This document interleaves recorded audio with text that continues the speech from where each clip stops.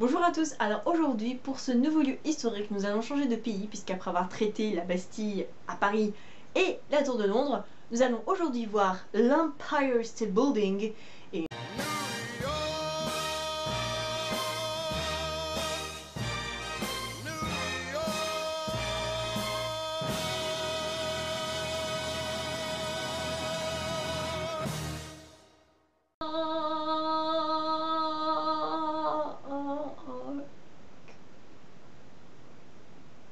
oui, bah le générique est fini, j'ai compris.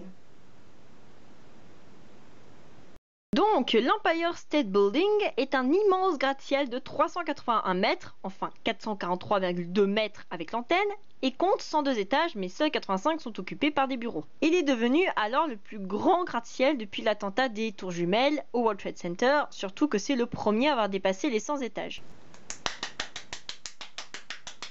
Il est situé à Manhattan, à New York quoi. Au 86e étage, il y a un super panorama de New York et de ses environs, de l'océan Atlantique et même du New Jersey. Bon, je pense quand même qu'il faut avoir des yeux de lapin pour pouvoir voir ça. Hein. Bah oui, les yeux de lapin. Ah oui, les yeux de lapin sont réputés pour pouvoir voir des paysages au loin. Et oui, je dis n'importe quoi. Son nom vient du surnom de l'État de New York qui est The Empire State, et cette tour est devenue l'un des symboles de New York et a même reçu le titre de monument national historique en 1986. C'est l'un des gratte-ciels les plus célèbres au monde. Il y a alors 2,5 millions de personnes qui viennent le visiter. Ouais, mais nous, on a la tour Eiffel d'abord. Alors, ça suffit, hein, dis donc. En 1976, les premières illuminations sont projetées sur le monument à l'occasion du bicentenaire de l'indépendance américaine. Depuis, à chaque événement important, différentes couleurs sont utilisées, comme on peut le voir sur ce tableau. C'est Laurence Vienne. C'est ce mec qui en a eu l'idée en rentrant de Paris pour faire de New York l'autre ville lumière. Non mais en plus, il nous pique nos idées là. Hein. Non mais attends, c'est quoi ça? Alors oui, nous sommes les Américains, nous prenons les idées des autres, parce que oui, nous sommes des gros tricheurs vilains pas beaux, et puis de toute façon Paris c'est vachement mieux qu'ici, et puis... Je vais très bien, merci. Le 22 décembre 1931, la tour sert pour la première fois de relais à la Radio Corporation of America, bon la RCA quoi. Et en 1965, la fameuse antenne a été ajoutée. Mais lors de l'achèvement des tours jumelles du World Trade Center en 1973, tout le monde se casse là-bas et l'Empire State Building est laissé avec sa pauvre antenne, qui sera rénovée pendant ce temps. Mais en 2001, elle reprend sa revanche car la tour est redevenue relais des stations TV. Alors tout ça, c'est joli tout plein, hein, mais le chantier de cette construction a été énorme. Les plans ont été réalisés en à peine 2 semaines par la compagnie d'architectes Shreve. On va arrêter avec cet accent pour rien. Shreve Lamb en Armont et la construction dirigée par Starrett Brothers Hanneken à partir de mars 1930 grâce à 3400 ouvriers qui pouvaient travailler en même temps. On les a surnommés les Skyboys car ils devaient travailler à plusieurs mètres du sol comme sur cette photo devenue extrêmement célèbre. Ouais, ça nous arrive de manger ici sur cette poutre, à 300 mètres du sol, effectivement, mais c'est super agréable, t'as tout Manhattan ici. Ouais, c'est super sympa de mourir. N'importe quoi. N'importe quoi.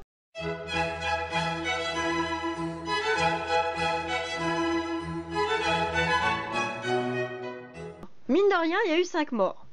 Mais c'était pas des Skyboys. Tiens, qu'est-ce que je disais?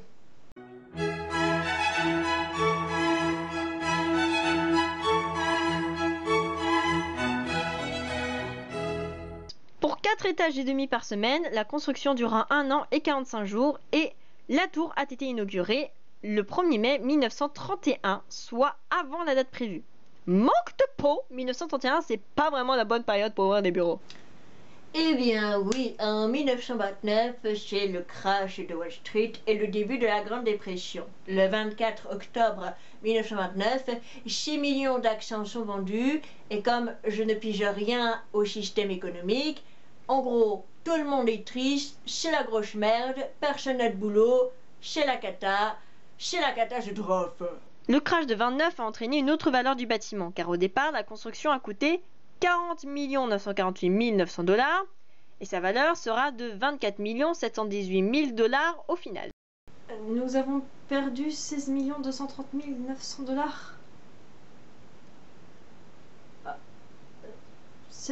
Non, c'est pas grave. C'est pas grave. C'est pas grave. Au cinéma, c'est dans King Kong en 1933 qu'il apparaît pour la première fois. Et d'ailleurs, en 1983, pour les 50 ans du film, un King Kong gonflable a été installé temporairement sur l'immeuble. Non, tu rigoles. Après 50 ans, les gens ils croient toujours que King Kong existe vraiment. Non mais n'importe quoi. Comme si j'allais voir au-dessus de l'Empire State Building et là tout d'un coup j'allais...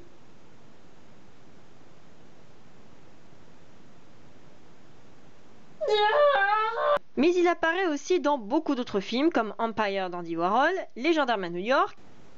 Oui, bah c'est comme les visiteurs en Amérique, on peut pas être bon partout. Ou des séries comme Gossip Girl et Doctor Who. Sinon, la tour a aussi son côté un peu... sombre. Elle a connu un seul accident, celui du bombardier B-25 à la fin de la Seconde Guerre mondiale, entraînant un incendie où 14 personnes mourront. Une rescapée, Betty Lou Oliver, a survécu à une chute de 75 étages. Et ce record fait maintenant partie du Guinness Book. Bon, heureusement que c'est une rescapée, hein, parce que j'imagine pas la gêne de ceux qui choisissent ces records. Putain, 75 étages. Non mais attends, on la rajoute dans Guinness, hein. Non, par contre, faudrait qu'on la voie quand même pour lui donner son prix. Ah, c'est pas une rescapée?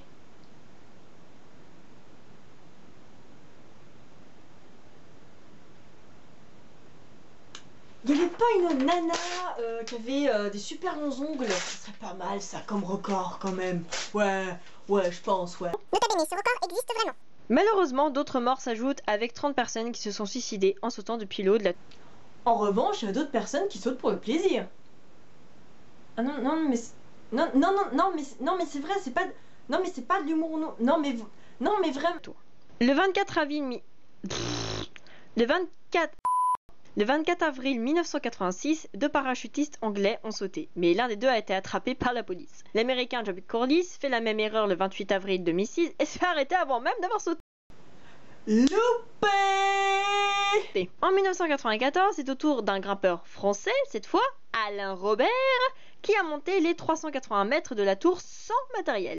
Ah! Voyez que les Français ils sont mieux, ils se débrouillent mieux d'abord. Bon d'accord, je vais peut-être arrêter de nous mettre en avant quand même.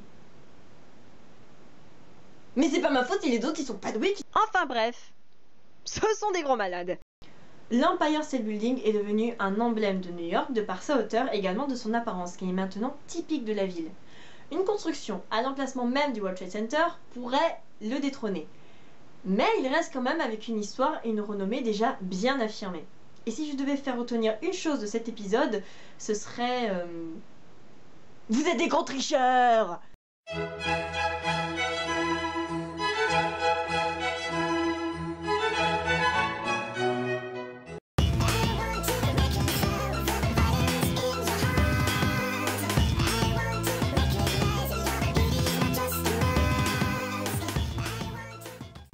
Buongiorno, qu'est-ce que je vous sers? Ah, si, c'est délicieux. C'est delicioso.